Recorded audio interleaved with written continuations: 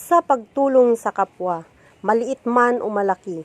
Kung ito ay binahagi ng bukal sa puso at walang pasubali, tiyak ang bawat makakatanggap nito ay mapupuno ng galak at ngiti ang mga labi. Ang mga pulis kadalasan makikita sa mga kalye, dala ang mga armas at laging tinitiyak na ang komunidad ay ligtas palagi. Ngunit sa kabila ng pagiging matapang at determinadong masawata ang mga kriminal, sa likod nito ay isang puso na busilak at handang tumulong sa kahit anong paraan. Ika-21 ng Abril taong kasalukuyan, isa na namang pulis na hindi lang nakasentro sa pagpapatupad ng batas ang pinaglalaanan ng oras, kundi pati na rin sa pagtulong sa kapwa ng walang pag-aalinlangan sa katauhan ni Police Major Felimon C. Oligo Jr.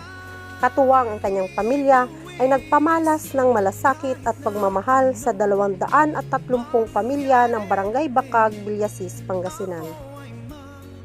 Nababakas sa mukha ng pamilya Oligo ang hangaring makatulong sa mga kabaryo sa panahong nababalot ng pangamba at takot ang bawat isa na bunsod ng pandemikong sakit na COVID-19.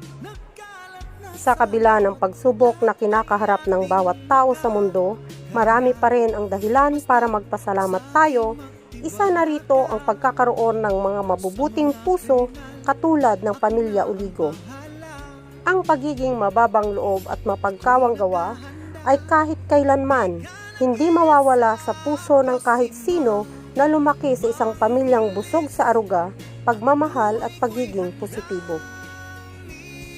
Para sa Pangasinan Police Patrol, Police Staff Sergeant Rediliza Manzano Tulyao, ang inyong tagapaghatid ng balita at serbisyo publiko.